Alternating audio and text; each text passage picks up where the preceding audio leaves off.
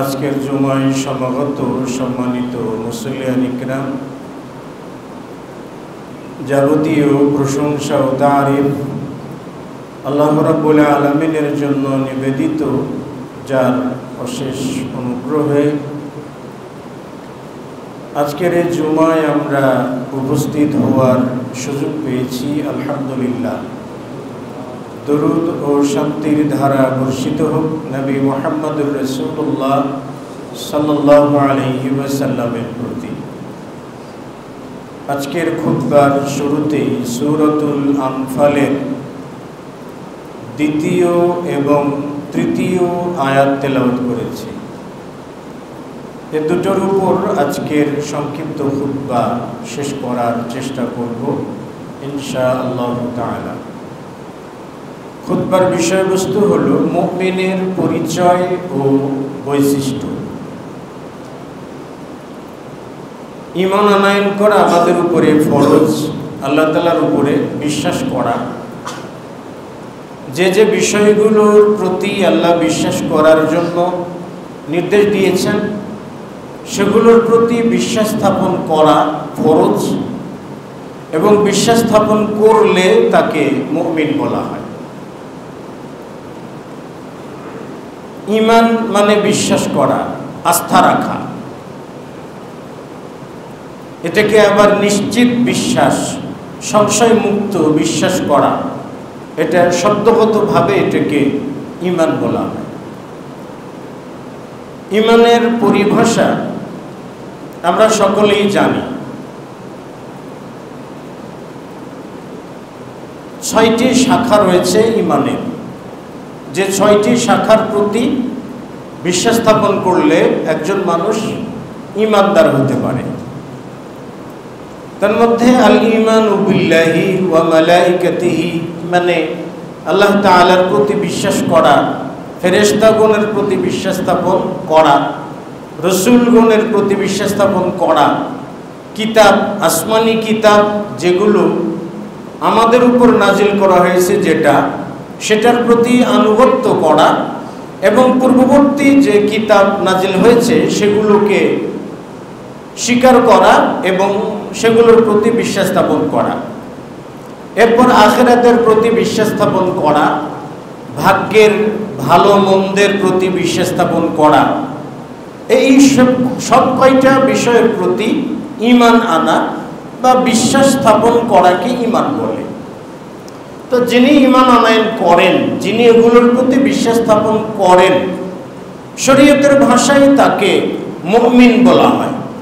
মুমিন মানে বিশ্বাসী, অর্থাৎ বিশ্বাস আনয়নকারী আল্লাহ তাআলার প্রতি, বা এই 6টা বিষয়ের প্রতি বিশ্বাস আনয়নকারীকে মুমিন বলা হয়। সেই ক্ষেত্রে আমরা সকলেই নিজেরা মুমিন বলে দাবি করতেই পারি। আমরা প্রত্যেকেই মুমিন, বিশ্বাসী।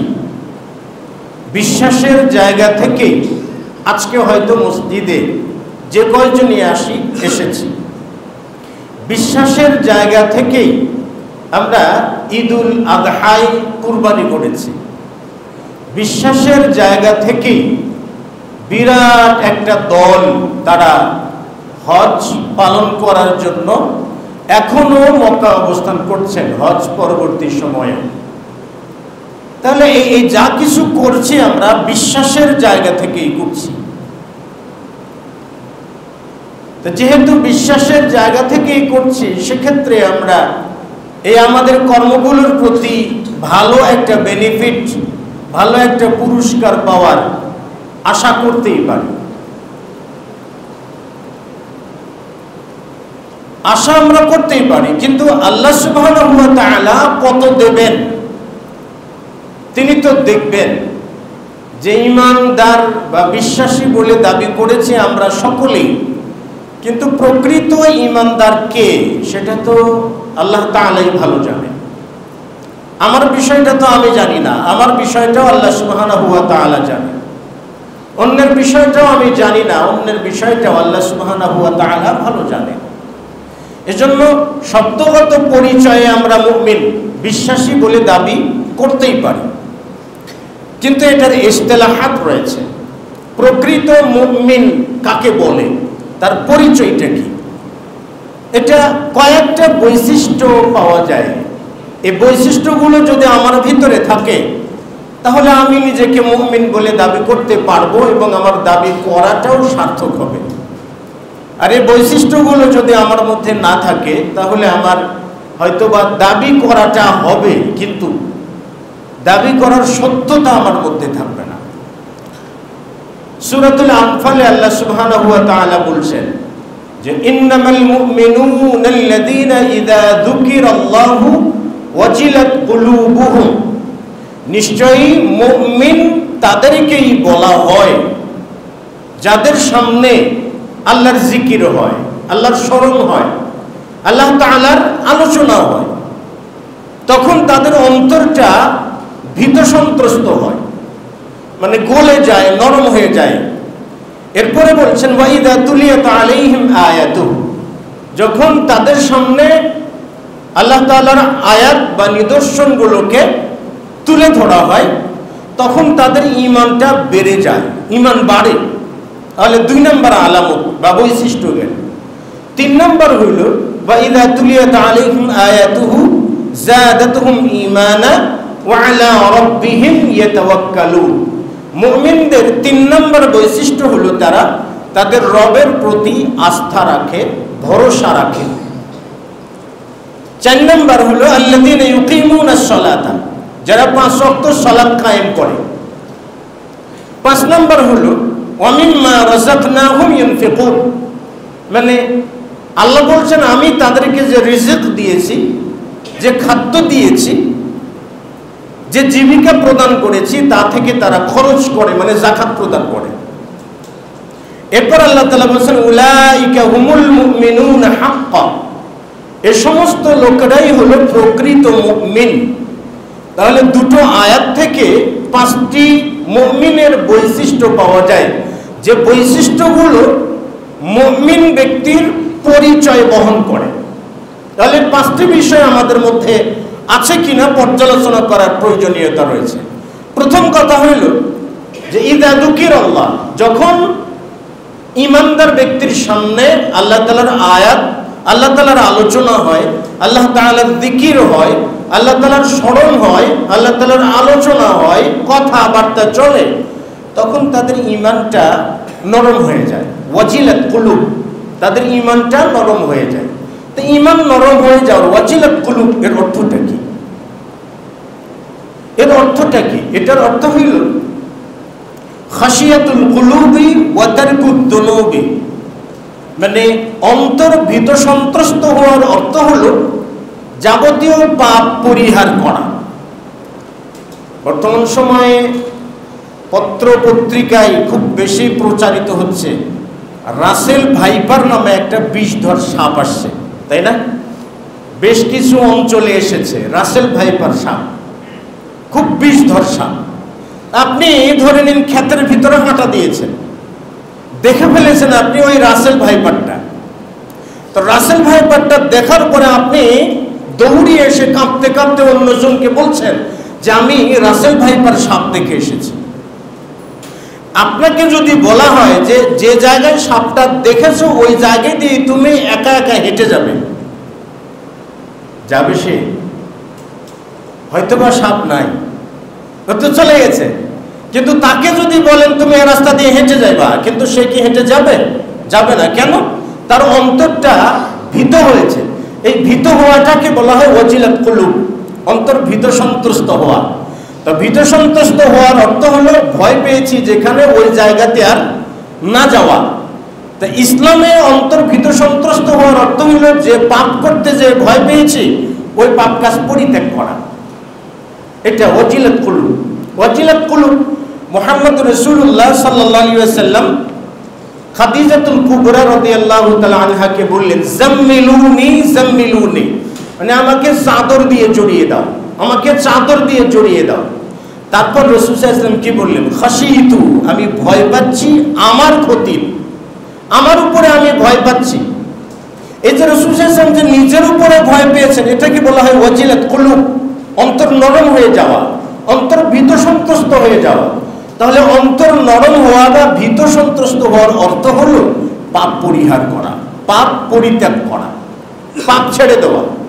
কিন্তু যখন আমরা আল্লাহর জিকির শুনে বারংবার কান্নাকাটি করছি, আবার পাপের জায়গায় যখন আমরা যাই তখন আবার পাপের অবস্থানের উপরে বহাল তবিয়তে রয়েছে, এটাকে ওয়াজিলাত কুলুব বলে না। আপনারা শুনে থাকবেন, সহিহ বুখারীর বর্ণনায় এসেছে, 3 জন ব্যক্তি তারা বৃষ্টির ভিতরে চলতে চলতে একটা পাহাড়ের গুহায় আশ্রয় গ্রহণ করছিলেন। তারপর উপর থেকে পাথর এসে পাহাড়ের গুহাটা আটকে দিল। তারপর তাদের মধ্য থেকে যিনি জ্ঞানবান ব্যক্তি তিনি বললেন, উনজুরু আমালান আমিলতুমুহা লিল্লাহি তাআলা, মানে তোমরা নিজেদের সৎ আমলকে স্মরণ করো। কার কার জীবনে কোন কোন ভালো কাজ আছে, সে ভালো কাজগুলো স্মরণ করে আল্লাহ তাআলার কাছে মুক্তি চাও, যাতে আল্লাহ পাথরটাকে সরিয়ে দেন। একজন ব্যক্তি তার মা বাবার খেদমতের মাধ্যমে, তিনি মা বাবার খেদমত করেন, ভালোবাসেন, সেটার মাধ্যমে তিনি দোয়া করলেন, পাথরটা সরে গেল কিছুটা। আরেক ব্যক্তি কি বলে, পারিশ্রমিকটাকে কয়েক গুণ বাড়িয়ে দিয়েছিলেন, এটাকে মাধ্যম মেনে তিনি আশ্রয় কামনা করলেন যে আল্লাহ তুমি পাথরটাকে সরিয়ে দাও। আরেকজন ব্যক্তি তিনি পাপ পরিহার করাটাকে মাধ্যম মেনে দোয়া করলেন যে আল্লাহ তুমি পাথর সরিয়ে মুক্ত করে দাও। সেটা কি ছিল? সে বলেছিল যে হে আল্লাহ তুমি তো জানো আমার চাচা তো বোন ছিল, মানে আমার চাচার মেয়ে ছিল, অত্যন্ত সুন্দরী ছিল, আমি তাকে কুপ্রস্তাব দিলাম তার সঙ্গে সঙ্গম করার, জেনা করার প্রস্তাব দিলাম। আমার চাচাতো বোন আমাকে 100 দিনার দেওয়ার শর্ত জুড়ে দিল, এতগুলো দিনার যদি দিতে পারো তাহলে আমি রাজি আছি। অতঃপর ওই ছেলেটা বলছে যে ফাসাইতু সাইয়ান শাদীদান, আমি কঠোর পরিশ্রম করে 100টা দিনার সংগ্রহ করলাম, আমার চাচাতো বোনের হাতে দিয়ে দিলাম। তিনি বলছেন যে ফালাম্মা জালাস্তু বাইনা রিজলাইহা, যখন আমি জিনা করার জন্য প্রস্তুতি নিয়ে ফেলেছি, তখন ওই মহিলা বলছে যে ইয়া আব্দুল্লাহ ইত্তাকিল্লাহ, হে আল্লাহর বান্দা তুমি আল্লাহকে ভয় করো, লা তাফতাহিল খাতাম, মানে আমার সিল মোহরটাকে উন্মুক্ত করো না। এই লোকটা পাহাড়ের গুহায় বসে থেকে বলছে যে আল্লাহ তুমি যদি জেনে থাকো আমি আমার চাচাতো বোনের সঙ্গে জেনা করতে যেয়েও সেই জেনা করি নাই, উঠে এসেছি, মানে পাপের কাজ করতে চেয়েছিলাম কিন্তু ভয় পেয়েছি, করি নাই, ভয় পেয়ে সেই পাপটা না করে ফেরত এসেছি। তা আবার পাপ কাজ না করাটাকে যদি তোমার পছন্দ হয়, তোমার যদি এটা ভালো লেগে থাকে, তাহলে আল্লাহ তুমি এই পাহাড়ের মুখ থেকে পাথরটাকে সরে দাও। তখনই আল্লাহ সুবহানাহু ওয়া তাআলা পাহাড়ের মুখ থেকে পাথরটাকে সরিয়ে দিলেন। এটাকে বলা হয় ওয়াজিলাত কুলুব, ভয় পেয়েছি। কেউ বলছেন ইত্তাকিল্লাহ, আল্লাহকে ভয় করো, মানে আল্লাহর কথা স্মরণ করে দিয়েছে, ইত্তাকিল্লাহ, আল্লাহকে ভয় করো, তুমি যে জিনা করছো আল্লাহকে ভয় করো না, আল্লাহ আছেন না, আল্লাহ দেখেন না, আল্লাহ শোনেন না, তোমার জিনা দেখছেন, তোমার সমস্ত পাপ দেখছেন, এজন্য আল্লাহকে ভয় করো। আল্লাহর জিকির, এই জিকির হওয়ার পরে তিনি ভয় পেয়ে গেছেন, ভয় পেয়ে পাপ থেকে সরে এসেছেন। আর এই পাপ থেকে সরে যাওয়াটার বিনিময়ে আল্লাহ তাআলা তাকে বিপদ থেকে উদ্ধার করে দিয়েছেন। সুবহানাল্লাহ। আমরা তো বিপদে পড়ি, হাই হুতাশ বেশি করি, তাই না? হাই হুতাশ বেশি করি, এই জন্য টেনশনের যত ওষুধ আছে সবগুলো খাই, ডাক্তারের কাছে হয়তো বা যাই, অনেকেই এই আপনার কি বলে এই জিনিসগুলোতে স্টক করে ফেলেন, তাই না? মারা পর্যন্ত যান। কিন্তু দেখুন ইত্তাকিল্লাহ, আল্লাহকে ভয় করো। সব থেকে আপনি যখন সব থেকে বড় বিপদে পড়েছেন, তখন একজন মুমিন ব্যক্তির কাজ হলো তার জীবনের কোনো ভালো কাজ তালাশ করা।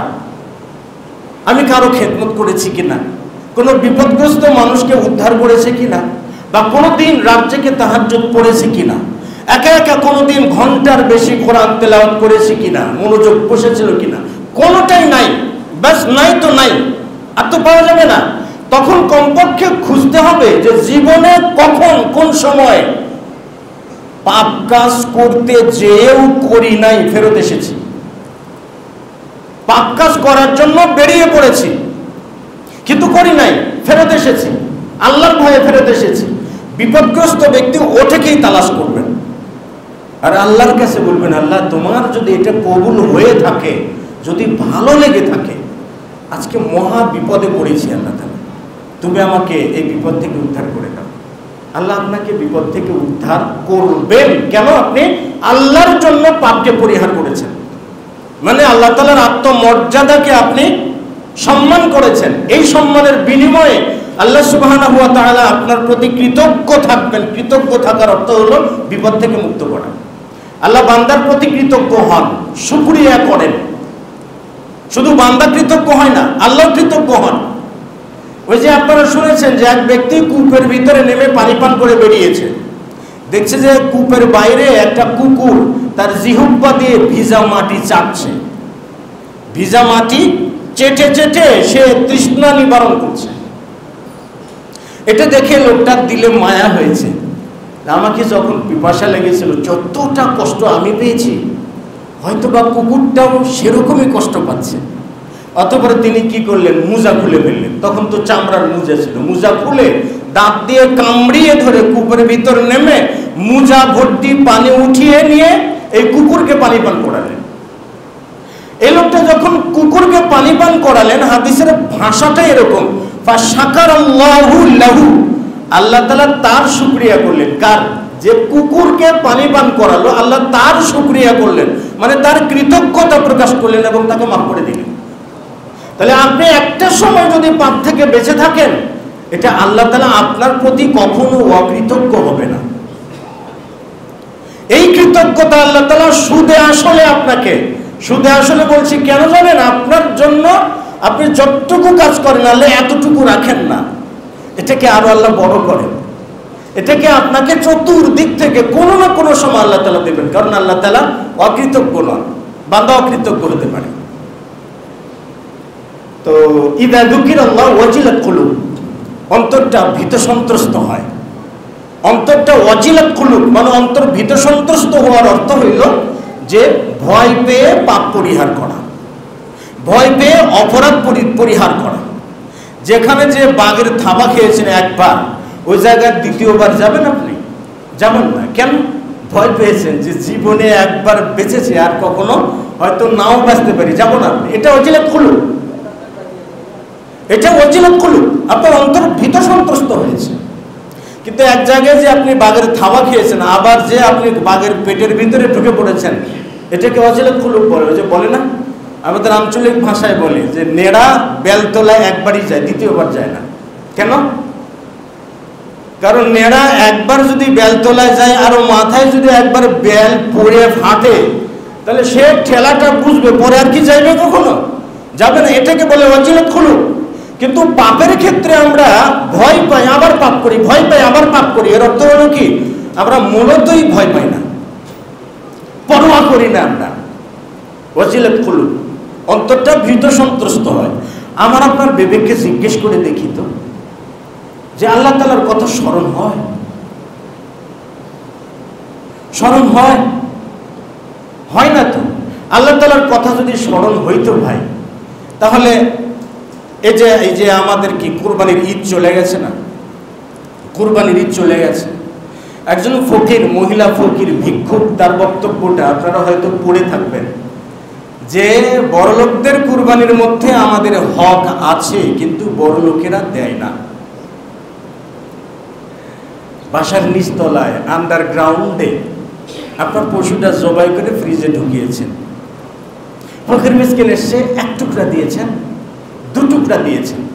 কখনো ভাবেন নাই যে আমি সারা বছর যাবৎ খাবো, আর ওর এক বেলা খাবার হবে কিনা, কখনো ভাবেন নাই।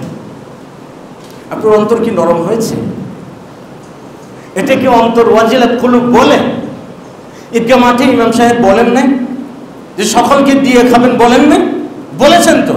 হ্যাঁ, হারাম টাকা দিয়ে কুরবানি করবেন না বলেন নাই? বলেছেন তো। কিন্তু ঘুষের টাকা দিয়ে কুরবানি হয়েছে তো, সুদের টাকা দিয়ে কুরবানি হয় নাই? হয়েছে তো। কুরবানি হওয়ার পরে পুরো বডিটাকে ফ্রিজজাত করা হয় নাই? হয়েছে তো, কাউকে না দিয়ে। তাহলে নসিহতে আল্লাহর স্মরণে কি মনটা নরম হয়েছে? হয় নাই ভাই। তাহলে আমাদের অন্তরটা নরম হয় না কেন? মানে আমরা যে ইট সিমেন্টের বাড়ি করি, ইট সিমেন্টের বাড়ির থেকে আমাদের অন্তরটা আরো বহু গুণে শক্ত হয়। সত্য কথা বলতে কি জানেন, গ্রামগঞ্জে একটা সময় ওই যে গমের যে গাছ আছে না, গমের গাছ দিয়ে কি করতো আপনার ঘরের চাল বানাতো। তারা আগে ছিল মাটি দিয়ে ঘর বানাতো। যখন মানুষ মাটি দিয়ে ঘর বানিয়ে ঘরের ভিতরে থেকেছে, তাদের অন্তরটা ভাই মাটিরই ছিল, সত্যিই মাটির ছিল। যখন তারা সোনের খের বা গমের যে গাছ ওগুলো দিয়ে যখন ঘর বানিয়েছে, তখনও তাদের অন্তরটা শান্ত ছিল, অত্যন্ত নরম ছিল, ভদ্র ছিল। কোনো মানুষ বিপদে পড়লে চতুর্দিক থেকে এগিয়ে যেত। কোন বাড়িতে যদি আগুন লাগতো তো 1000 জন মানুষ বালতি নিয়ে উপস্থিত হতো। এখন যদি কোথাও আগুন লাগে তাহলে 1000টা মোবাইল মনে হয় আগুনগুলোকে গিলে ফেলবে। শুধু লাইভ করবে, আর কি লাগবে ভাই? লাইক আর কমেন্টস লাগবে, বিজনেস। এটা কেন? অন্তরটা আর অন্তর নাই। তারপরে আসলো টিন শেডের বাড়ি। টিন শেডের বাড়িতে এসে মনটা কিছুটা শক্ত হয়েছিল, শক্ত হইতো, নরম হইতো, সবই হইতো। যখন আস্তে আস্তে পাড়া গ্রাম থেকে শুরু করে শহর বন্দর পর্যন্ত উচ্চাবিলাস, উঁচু উঁচু বিল্ডিং, উঁচু উঁচু 10 তলা বিল্ডিং দেখে একজন 12 তলার স্বপ্ন দেখে, আমাদের মনটাও ঠিক তেমনি ইট সিমেন্টের থেকেও বেশি শক্ত হয়ে গেছে। এটাকে বলে কাসওয়াতুল কুলুব। পাথরের মধ্যে থেকে এমন কতগুলো পাথর আছে আল্লাহর ভয়ে কাঁদে, ইয়াতাফাজ্জারুল আনহার, ঝর্ণা ফেলে দেয়, তার পাথর ঝর্ণা ফেলে দেয়। কতগুলো পাথর আছে আল্লাহর ভয় উপর থেকে গড়ে নিচে পড়ে। কিন্তু মানুষের অন্তর তার থেকেও কঠিন, যে এই অন্তরে দয়া মায়া বলতে কিছু নাই। আমার কুরবানি থেকে যদি দিতে না পারি ভাইজান, তাহলে মহল্লা, আমার টাকা আছে, আমি কি 2-4টা গরু কিনে গরিব দুঃখীদের দিতে পারবো না? যে তোমরা কুরবানি করে ছিলে মিলে তোমরা নিয়ে যাও, এটা আমার প্রয়োজন নেই, পারবো না। এর থেকে বড় কি দান হইতো না, কিন্তু করি নাই ভাই। তো বলছিলাম ওয়াজিলাত কুলুব, অন্তর ভীত সন্ত্রস্ত হয়। নরম হওয়ার অর্থ হলো পাপ পরিহার করা। আমরা কি পাপ পরিহার করেছি? ব্যবসায়িক সিন্ডিকেট কি কমেছে? ভাই কোন দিক থেকে বলুন না, পাপ কি কমেছে? তার মানে নসিহতটি প্রতি জুমায় কম হচ্ছে, হয় না। আসল না, প্রথম মুমিন ব্যক্তির প্রথম আলামতটা হলো অন্তর নরম হয়। অন্তর নরম হওয়ার অর্থ হলো পাপ ছেড়ে দেয়। যতক্ষণ পর্যন্ত পাপ ছেড়ে না দেবেন ততক্ষণ পর্যন্ত অন্তর নরম হয় নাই।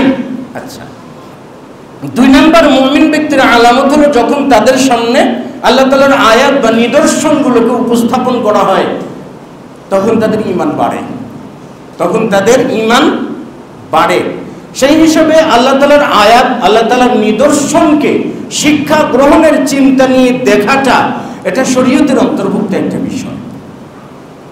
যেখানে ঈমান বাড়ার কথা সেখানে নাস্তিক্যবাদ বাড়ছে, বলে মহাবিশ্ব এমনিতে এমনি হয়েছে, আবার বলে কি বিগ ব্যাং থিওরিতে হয়েছে। বেজন অনেকেই কিন্তু বিশ্বাস করেন, যারা বিজ্ঞান মনে আছেন, বলে বিগ ব্যাং থিওরিতে মহাবিশ্ব হয়েছে। ভাই এটা জগতের সব থেকে বড় মিথ্যা কথা, এর থেকে বড় কোনো মিথ্যা কথা জগতে হয় না। আচ্ছা বলুন তো, বিস্ফোরণের মাধ্যমে কি হয়? কিছু হয়েছে? কিছু কি বিস্ফোরণ দিয়ে হয়? এই যে মসজিদ 3 তলা সুন্দর একটা মসজিদ আপনাদের অর্থে হয়েছে।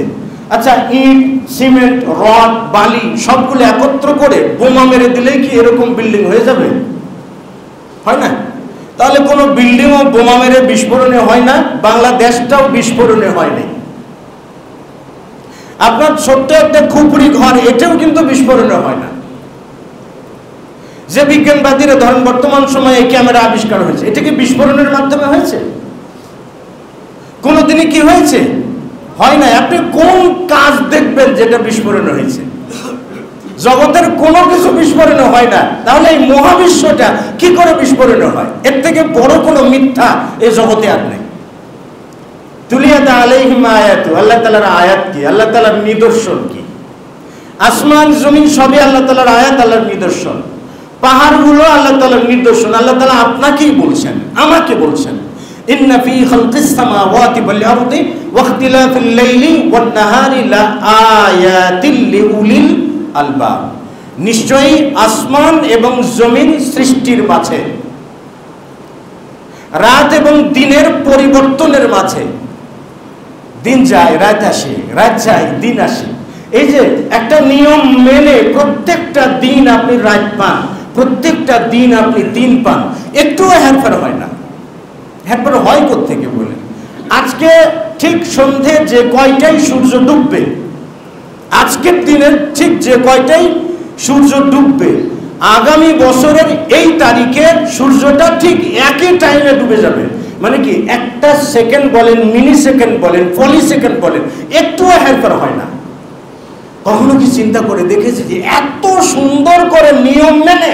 ভাই আমি আপনি চাকরি করি, অফিসে যেতে কোনোদিন 10 মিনিট দেরি করি, কোনোদিন আধা ঘন্টা দেরি করি, কোনোদিন 4 ঘন্টা দেরি করি, কোনোদিন পুরো অফিসটাই ফাঁকি দিই। ভাই আমি কি নিয়ম রক্ষা করতে পারি? কিন্তু আমি যে জমিনের উপরে বসবাস করছি, যে আসমানের নিচে বসবাস করছি, যে রাত দিন আমার উপর দিয়ে গুজরিয়ে যায়, বছরের পর বছর, কোটি কোটি বছর গেছে, একটা সেকেন্ড কোনোদিন হেরফের হয়নি। আপনি কি বলবেন যে এটা এমনি হয়? একটাবার চিন্তা করে দেখুন না, এর পিছনের কারিগরটাকে। এই পিছনের কারিগর খুঁজতে যাবেন, তিনি কি একমাত্র আল্লাহ সুবহানাহু ওয়া তাআলা। ওয়া ইযা তুলিয়াত আলাইহিম আয়াত, নিদর্শন একটা, শুধুমাত্র রাত দিন। রাত দিনের পরিবর্তন, আসমান জমিন সৃষ্টি। আসমান জমিন দেখেন, এই জমিনের উপরে আপনি 100 তলা বিল্ডিং দাঁড় করিয়েছেন। আবার একটা কোদাল দিয়ে যখন আপনি জমিনে কোপ দেন, তখন জমিনটা আস্তে করে কেটে কোদালের উপরে উঠে। আপনি হাত দিয়ে একটা খামসা দিবেন আপনি, তাই না, একটা থাবা দিবেন, দেখবেন জমিন ওই জায়গায় দেবে গেছে। আপনি যখন জোরে থাবা দিবেন, তখন দেখবেন আপনার হাতে আঘাত লেগেছে, মানে কি, জমিন আপনাকে রিয়্যাক্ট করছে, মানে আপনার আক্রমণকে জমিন প্রতিহত করছে। আবার পানি দিলে জমিনটা নরম হয়ে যাচ্ছে, নরম হয়ে কাদা হচ্ছে, আপনি ইচ্ছা মাফিক যা কিছু তাই আপনি করতে পারেন। আবার এই জমিনের ভিতর থেকে অনেকগুলো খনিজ সম্পদ আপনাকে দিয়ে দিয়েছে। এত নরম জমিন আপনার যাবতীয় নির্যাতন হজম করে। আবার সেই জমিনটা কাঁধের উপর করে আপনার 10 তলা বিল্ডিং, 20 তলা বিল্ডিংকে একেবারে বডি টান করে দাঁড়িয়ে আছে। তা আবার 100 বছরের জন্য করেছেন আপনি। এই জমিনটা কে সৃষ্টি করেছে ভাই? মানুষ তো প্লাস্টার করে, যেটা প্লাস্টার করে, মোজাইক করে, ওটাতে কোদাল দিলে কি বসবে? বসবে না। তাহলে কে করেছেন ভাই? আসমান, এই জমিন, সুন্দর জমিনটা এত অমায়িক, এত ভদ্র, কোনো প্রতিবাদ করে না। আবার সেই জমিনটা 100 তলা বিল্ডিংকে সযত্নে দাঁড় করে রেখে দিয়েছেন। এরপরে আসমান বলুন না, কতদিন যাবত আসমান চলে গেছে। তো এগুলোর ভিতরে উপদেশ রয়েছে, নিদর্শন রয়েছে। আল্লাহ বলছেন যে আফালা ইয়ানজুরুনা ইলাল ইবিলি কাইফা খুলিকাত, তাকে লক্ষ্য করে দেখো না উটের দিকে, আল্লাহ কি করে তাকে সৃষ্টি করেছেন। আপনি যদি উটের দিকে তাকান, তাহলে উট আপনাকে আল্লাহ পর্যন্ত নিয়ে যাবে, মানে আপনার ঈমান যে লেভেলের আছে তার থেকে উঁচু পর্যায়ে নিয়ে যাবে। কেন? কারণ উটকে বলা হয় মরুভূমির জাহাজ। 15 দিন পানি পান করতে পারবে, সেই পানিটা সে একবারে পান করে জমা রাখতে পারে। উটের ঠোঁটগুলো এতটাই শক্ত যে যাবতীয় কাঁটাগুলো সে কর্মর করে চিবিয়ে খেতে পারে। উটের পাগুলো এত শক্ত যে উত্তপ্ত মরুভূমির উপর দিয়ে তার নিজের গতি ঠিক রেখে চলতে পারে। দৈনিক 100 মাইল পর্যন্ত চলতে পারে। একটা বারও ভেবে দেখেছেন যে উটের গোশত খাওয়া যায়, যে উটের প্রস্রাব রাসূল সাল্লাল্লাহু আলাইহি ওয়াসাল্লামের জামানায় চিকিৎসার জন্য ব্যবহার করা হয়েছে, এখন সেটা নিয়ে এখন অনেক গবেষণা চলছে। আফালা ইয়ানজুরুনা ইলাল ইবিলি কাইফা খুলিকাত ওয়া ইলাস সামাই কাইফা রুফিআত, তারা কি আসমান দেখে না তাকে কি করে উচ্চ করা হয়েছে? আসমান কি দেখে না? আমরা একটা বিল্ডিং করলে 100 বছর যাওয়ার পর দেখবেন, 100 বছর যেতে না যেতেই আমাদের এই মসজিদটা কয় বছর হয়েছে, রং করা লাগবে, তারপর মেরামত করতে হবে, আরো কত কিছু করা লাগে। অথচ কোটি কোটি বছর গেছে, কোনোদিন রং চলে যায়নি, তার কোনো অংশ ভেঙে কোনো দিন পড়ে নাই। আল্লাহ তাআলা চ্যালেঞ্জ করে বলছেন যে তাকাও না আসমানের দিকে, তাকিয়ে দেখো, হাল তারা মিন ফুতুর, কোনো কি ত্রুটি দেখতে পাও? এ ভাই, আমাদের পদ্মা সেতু হয়েছে, সেটাকেও নাকি অনেক বলাবলি করছে, আমি জানি না, বলে নাকি সেটাকে নাকি কারিগরি ত্রুটি আছে। যমুনা সেতু হয়েছে, সেটাও নাকি কারিগরি ত্রুটি আছে। হ্যাঁ, যখন সৃষ্টি হচ্ছে পরক্ষণেই বের হচ্ছে যে এটার ওই জায়গায় কারিগরি ত্রুটি আছে। কিন্তু আসমান সৃষ্টি করে আল্লাহ তাআলা বললেন যে তুমি তাকিয়ে দেখো ওখানে কি কোনো ত্রুটি দেখতে পাও? এত বড় আসমান, কোনো ত্রুটি আছে? ওর পিছনের কারিগর কে? ওয়াইদা তুলিয়াত আলাইহিম আয়াতুহু যাদাতুহুম ঈমানা, তখন তাদের ঈমানটা কি বেড়ে যায়। কতগুলো নিদর্শন আল্লাহ তাআলা সাহাবা ইকরামগণদেরকেও দেন। আমরা যেটা মাছ বলি, ছোট ছোট মাছ পাই। জাবের রাদিয়াল্লাহু তাআলা বলছেন যে আমরা একবার সফরে গিয়েছিলাম, গাছের পাতা খেয়েছিলাম, পাতা খেয়ে খেয়ে জীবন ধারণ করেছি, কিন্তু সমুদ্র আমাদের জন্য একটা মাছ ফেলে দিল, সমুদ্রে একটা প্রাণী দিয়ে দিল, যে প্রাণী থেকে আমরা প্রায় 1 মাস যাবৎ খেয়েছি। খাওয়ার পরে সেই প্রাণীটার যে কাঁটা আছে না, মাছের কাঁটা, কাঁটাটাকে দাঁড় করে দিয়ে, মানে দুপাশ দিয়ে 2 কাঁটা দাঁড়ার কাঁটা থাকে না, কাঁটাটাকে দাঁড় করে দিয়ে তার নিচ দিয়ে সব থেকে উচ্চতা সম্পন্ন ব্যক্তিকে সব থেকে উঁচু বড় উট দিয়ে সোয়ার করে দিয়ে দেওয়া হলো। তিনি কাঁটার এপার থেকে নিচ দিয়ে পার হয়ে ওপারে চলে গেলেন, একটুও স্পর্শ লাগলো না। আল্লাহ আয়াত দেন, আল্লাহ নিদর্শন দেন। তো নিদর্শন পেলে কি বাড়ে ভাই? ঈমান বাড়ে। এখন এতগুলো নিদর্শন আল্লাহ তাআলা দিয়েছেন, কেউ যদি বলে এগুলো এমনি এমনি হয়েছে, ওর মাথার ভিতরে কি আছে বলুন? কখনো কি উপদেশ গ্রহণ করেছে? ওয়াইদা তুলিয়াত আলাইহিম আয়াতুহু যাদাতুহুম ঈমানা। 3 নম্বর মুমিনের বৈশিষ্ট্য হলো আলা রাব্বিহিম ইয়াতাওয়াক্কালুন, তাদের রবের প্রতি তারা ভরসা রাখে, আস্থা রাখে, বিশ্বাস রাখে। কেন? আল্লাহু খালিক, সৃষ্টিকর্তা। আমাদের কোনো সন্দেহ আছে? নাই। আল্লাহু হুয়ার রাযিক, তিনি রিজিক দাতা। এতেও কি কোনো সন্দেহ আছে? আমরা জবানে বলবো আছে, আমাদের কাজে কর্মে বোঝা যাবে না আল্লাহ রিজিক দিতে পারেন না। কেন? আল্লাহ তাআলা রিজিক দেন, এই বিশ্বাস যদি কারো থাকে, হারাম স্পর্শ করা ছাড়াই আল্লাহ তাআলা রিজিক দাতা, এই বিশ্বাস যদি কারো থাকে, তাহলে তিনি 2 টাকাও কি কখনো তসরুফ করতে পারবেন? আত্মসাৎ করতে পারবেন? হারাম হিসেবে রোজগার করতে পারবেন? পারবেন না। ঈমান কি জিনিস? আল্লাহ রাসূল সাল্লাল্লাহু আলাইহি ওয়াসাল্লাম বলছেন যে আল হালালু বাইয়িন ওয়াল হারামু বাইয়িন, হালাল স্পষ্ট, যে এটা হালাল, মাছ গোশত ভাত যেগুলো খাই এগুলো হালাল। ওয়াল হারামু বাইয়িনুন, হারাম স্পষ্ট, যেমন বাঘের গোশত খাওয়া হারাম, সাপ খাওয়া হারাম, হারামগুলো স্পষ্ট ক্লিয়ার করে দিয়েছেন আল্লাহ তাআলা। বাইনাহুমা উমুরুন মুশতাবিহাতুন, হালাল এবং হারামের মাঝে কিছু সংশয়পূর্ণ বিষয় আছে। হালাল এবং হারামের মাঝে কিছু সংশয়পূর্ণ বিষয় আছে। মুমিন কি করে? ফামানিত্তাকাশ শুবহা, যে ব্যক্তি সন্দেহযুক্ত সংশয়পূর্ণ বিষয়গুলো পরিহার করলো, সেই ঈমানটাকে মজবুত করলো। তাহলে মুমিনের পরিচয় হারাম তো পরিত্যাগ করেই, বরং হারাম নয় সংশয়পূর্ণ, হারাম হতেও পারে নাও পারে এমন জিনিসগুলো ছেড়ে দেয়, তাকে মুমিন বলে। আর আমরা জেনে বুঝে হারাম খাই, ব্যবসা করি। একজন চাকরির দালাল তিনি বলছিলেন যে আমরা তো উত্তম কাজই করি, এটা হারাম হবে কেন? বলে উত্তম কাজ কি? কিভাবে উত্তম কাজ করেন? বলে আমরা 2-4 লাখ টাকা নিয়ে একজন ব্যক্তিকে চাকরি দিয়ে দিলাম, তাইলে একটা বেকার ছেলের চাকরি হইল না? তিনি কি বেতন পাবেন না? রোজগার করবেন না তিনি? তা আমি বললাম যে উপকার যখন ওখানে আপনি উপকার করলেই সেটার যেমন বেনিফিট নেবেন, এখন ধর্ষক যদি ধর্ষিতা মেয়েকে বলে যে আমি ধর্ষণ করে তোমার উপকারই করলাম, আমাকে টাকা দাও। হ্যাঁ, চোর যদি চুরি করে বলে আমি আমার পরিবারের উপকার করি, কি উপকার করে না? তাহলে যুক্তি দিয়ে কি ভাই সবগুলোকে হালাল করা যায়? যায় না। এই জন্য শরীয়তের মাপকাঠি লাগে। তো বলছিলাম আলা রাব্বিহিম ইয়াতাওয়াক্কালুন, 3 নম্বর বৈশিষ্ট্য হলো তারা তাদের রবের প্রতি ভরসা রাখে, আস্থা রাখে। আল্লাহ তাআলা রিজিক দেন, মানে এই বিশ্বাসটা কমপক্ষে মাথার ভিতর ঢুকে নিন না যে যে কোনো ধরনের হারাম রোজগার ছাড়াই আল্লাহ তাআলা আমাকে রিজিক দেবেন, আল্লাহ আমাকে খাওয়াতে পারবেন, পড়াতে পারবেন। সন্তান 1টা নেবেন 2টা নেবেন না, বলে খাওয়াতে পারবো না। এই বিশ্বাসটাকে ছেড়ে ফেলে দিন, কারণ রিজিকটা আল্লাহ তাআলা আপনাকেই দেবেন। বর্তমান সময়ের যুব সমাজ নষ্টের পিছনে মা বাবার হাত রয়েছে শতকরা 90%। আবার বলছি শতকরা 90% হাত রয়েছে। কেন জানেন?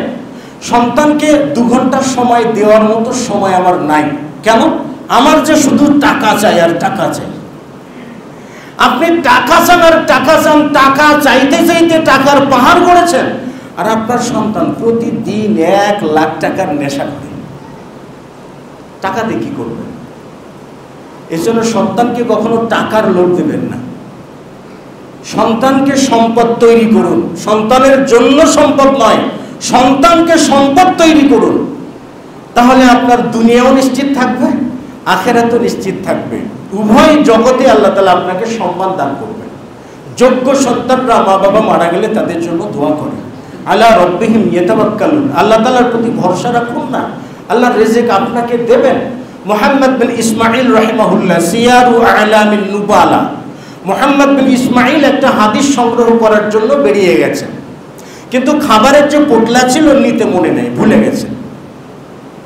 নিতে মনে নাই, তিনি ভুলে গেছেন, চলে গেছেন। ইমাম বুখারী রাহিমাহুল্লাহ বলছেন যে 3 দিন যাবত আকালতুল হাশিশা, হাশিশ নামক উদ্ভিদ, হাশিশ নামক এক ধরনের ঘাস, আমাদের দেশে দুর্বা ঘাস আছে না, এরকম হাশিশ নামক একটা উদ্ভিদ, চিরল পাতা বিশিষ্ট, এটা খেয়ে আমি 3 দিন ছিলাম। 3 দিন ঘাস খেয়েছিলেন। ইমাম বুখারী বলছেন যে আল্লাহি, আল্লাহর কসম করে বলছি, 3 দিন যাবত যে আমি না খেয়ে আছি, আমার যে খাবার নেই, আমি কাউকে বলি নাই যে আমার খাবার নাই।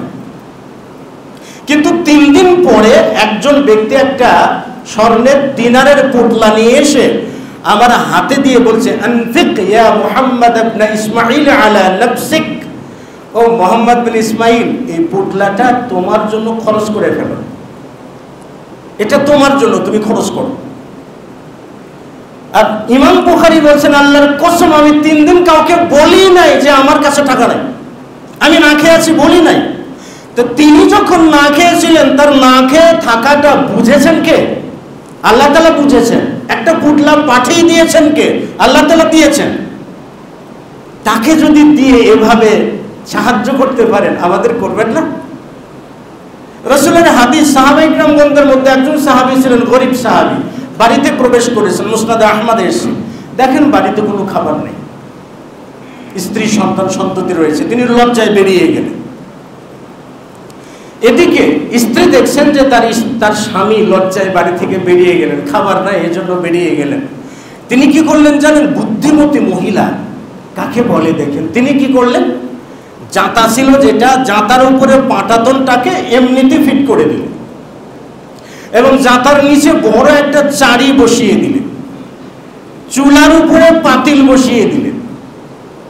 বিশ্বাস কোন জায়গায়? মুমিন মুমিনা কাকে বলে দেখেন। হাই হুতাশ নাই, খাবার নাই, স্বামীর সঙ্গে ঝগড়া নেই যে খাবার না নিয়ে বাড়িতে আসছো কেন, বরং স্বামীর লজ্জা দেখেছেন। দেখার পরে তিনি এই অবস্থা সৃষ্টি করে আল্লাহ তাআলার কাছে বললেন যে আল্লাহুম্মা আনফিক, হে আল্লাহ তুমি আমাদের খরচ দাও, আল্লাহুম্মা রযুকনা, আল্লাহ তুমি আমাদেরকে রিজিক দাও, আমাদের খাবার নাই, তুমি আমাদেরকে রিজিক দাও।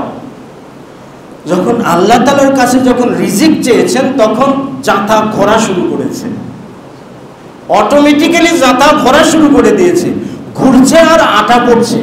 দেখেন জাঁতার ভিতরে কিছুই নাই, একটা গম কিংবা ভুট্টা কোনো কিছু নাই, কিন্তু জাঁতা ঘুরছে আর আটা বের হচ্ছে।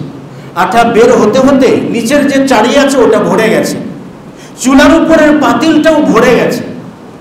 তার স্বামী বাড়ি থেকে এসে, বাহির থেকে এসে বলছে যে বাড়িতে কি কোনো রিজিকের ব্যবস্থা হয়েছে? তখন তার স্ত্রী বলছে যে হ্যাঁ হয়েছে, মিন ইনদিল্লাহ, আল্লাহর পক্ষ থেকে রিজিকের ব্যবস্থা হয়েছে। তখন এই স্বামী কি করলেন? জাঁতার উপর থেকে পাটাতনটাকে আলগা করে রেখে দিলেন, আটা পোড়া বন্ধ হলো। রাসূল সাল্লাল্লাহু আলাইহি ওয়াসাল্লামের কাছে যে বলছেন যে ইয়া রাসূলুল্লাহ, আমার বাড়িতে, আমার ঘরে এই কর্মকাণ্ডটা ঘটেছে। তখন নবী সাল্লাল্লাহু আলাইহি ওয়াসাল্লাম বললেন যে তুমি কেন জাঁতার উপর থেকে পাটাতনটা সরালে? যদি পাটাতনটা না সরাতে তাহলে কিয়ামত পর্যন্ত তোমার এই জাঁতা থেকে আটা বের হতেই থাকতো। সুবহানাল্লাহ। শুধু তুমি কেন, তোমার পুরো মহল্লা একটা জাঁতার আটা দিয়ে চলে যেত। কেন খুললা তুমি এটা? ওই সাহাবীকে যদি আল্লাহ দিতে পারেন, তা আমাকে দেবেন না? আপনাকে দেবেন না? যে আপনার সুদের টাকা না হলে পেট ভরে না? আপনাকে দেবেন না যে আপনার ঘুষের টাকা ছাড়া পেট ভরে না? আমাকে আপনাকে দেবেন না যে অন্যের সম্পদ তসরুপ করা ছাড়া আমরা পেট ভরে না? ও ভাই, আজকে যদি মারা যায়, এতগুলো তসরুপের সম্পদ যাবে কোথায়? কিয়ামতের দিন এগুলোকেই ভাই শাস্তির উপকরণ বানিয়ে শাস্তি দেওয়া হবে। ওয়ালা রাব্বিহিম ইয়াতাওয়াক্কালুন, তাদের রবের প্রতি তারা পূর্ণ ভরসা রাখে। আল্লাহ তাআলার উপরে যারা ভরসা রাখে তাদের ক্ষেত্রে মুহাম্মদ রাসূলুল্লাহ সাল্লাল্লাহু আলাইহি ওয়াসাল্লাম বলছেন যে আমার উম্মতের মধ্য থেকে ৭০,০০০ উম্মতকে সবার আগে বিনা হিসাবে জান্নাত দান করা হবে। সুবহানাল্লাহ, কোনো হিসাব নাই। হিসাব হবে তিনটা। একটা হলো বিনা হিসাবে একদল জান্নাতে প্রবেশ করবে। ২ নম্বর হলো হিসাবে ইয়াসির, সহজ হিসাব। মানে হিসাবে ইয়াসির, সহজ হিসাব মানে শুধু উপস্থাপন করা আর কি। আল্লাহ দেখে নিয়ে বলবেন এ পাপ করেছো, ও পাপ করেছো বলে করেছি, ও পাপ করেছো বলে করেছি, অমুক পাপ করেছো বলে করেছি, এই অপরাধ করেছো বলে করেছি। আল্লাহ তাআলা তখন বলবেন তোমার সমস্ত পাপ আমি দুনিয়াতে ঢেকে রেখেছিলাম, বের করি নাই, প্রকাশ পায় নাই। গাফারতুহা লাকাল ইয়াওমা, আজকে আমি সমস্ত পাপ তোমাকে মাফ করে দিলাম, যাও তুমি জান্নাতে যাও। এটা হলো সহজ হিসাব। আরেকটা হলো মুনাকাশা, জবাবদিহিতা। বয়স সম্পর্কে জিজ্ঞেস করবেন, যৌবনকাল সম্পর্কে জিজ্ঞেস করবেন, অর্থ বিত্ত সম্পর্কে জিজ্ঞেস করবেন, কোন কোন পথে খরচ করেছি সেটা জিজ্ঞেস করবেন, শিক্ষা জীবন নিয়ে জিজ্ঞেস করবেন, শিক্ষার উপরে আমল আছে কিনা সেটা সম্পর্কে জিজ্ঞেস করবেন। এটা হলো মুনাকাশা। যে একদল প্রথম জান্নাতে প্রবেশ করবেন হিসাব ছাড়া, তাদের আলামত হলো ওয়ালা রাব্বিহিম ইয়াতাওয়াক্কালুন, যারা তাদের রবের প্রতি ভরসা রাখে। ও ভাই, হারাম রোজগার ছাড়াও আল্লাহ রিজিক দিতে পারে, আমাকে আপনাকে দেবেন। এজন্য যাদের সংস্পর্শে হারাম রয়েছে আজ থেকেই হারাম পরিত্যাগ করুন না, তাওবা করুন যে আল্লাহ তুমি হালাল পথের যতটুকু দিবা এতটুকু খেয়ে আমি সন্তুষ্ট, আমার বেশি কিছু লাগবে না। আপনি যেমন কৃতজ্ঞ হবেন যে যতটুকু দাও তুমি এতটুকুতেই খুশি, আল্লাহ সুবহানাহু ওয়া তাআলা আপনার প্রতি কৃতজ্ঞ, মানে আপনাকে জান্নাত দেবার জন্য আল্লাহ তাআলাও রেডি। কমপক্ষে ৩টা বৈশিষ্ট্য আমরা জীবনে ধারণ করি না, আল্লাহর কসম করে বলছি ভাই, আমাদের জীবন যাত্রা বদলে যাবে। ব্যক্তি জীবনে বারাকা আসবে, পারিবারিক জীবনে বারাকা আসবে, সামাজিক জীবনে উশৃঙ্খলতা কমে যাবে। এইরকম যুব সমাজের পদস্খলন সেটাকে প্রতিরোধ করা সম্ভব। আল্লাহ সুবহানাহু ওয়া তাআলা আমাদেরকে সে তৌফিক দান করুন। আল্লাহুম্মা আমিন।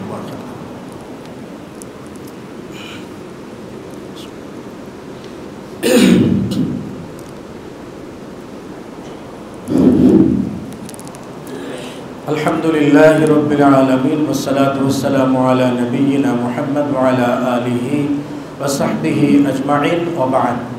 আল্লাহুম্মা সাল্লি আলা মুহাম্মাদ ওয়া আলা আলি মুহাম্মাদ কামা সাল্লাইতা আলা ইব্রাহিম ওয়া আলা আলি ইব্রাহিম ইন্নাকা হামিদুম মাজিদ। আল্লাহুম্মা বারিক আলা মুহাম্মাদ ওয়া আলা আলি মুহাম্মাদ কামা বারাকতা আলা ইব্রাহিম ওয়া আলা আলি ইব্রাহিম ইন্নাকা হামিদুম মাজিদ। আল্লাহুম্মা আ'izzal ইসলাম ওয়াল মুসলিমিন, اللهم لعن الكفرة والمشركين، ربنا افرغ علينا الصبر وتوفنا مسلمين، ربنا آتنا في الدنيا حسنة وفي الآخرة حسنة وقنا عذاب النار، ربنا تقبل منا إنك أنت السميع العليم وتب علينا إنك أنت التواب الرحيم. سبحان ربك رب العزة عما يصفون وسلام على المرسلين، الحمد لله رب العالمين. سبحانك اللهم وبحمدك أشهد أن لا إله إلا أنت أستغفرك وأتوب إليك.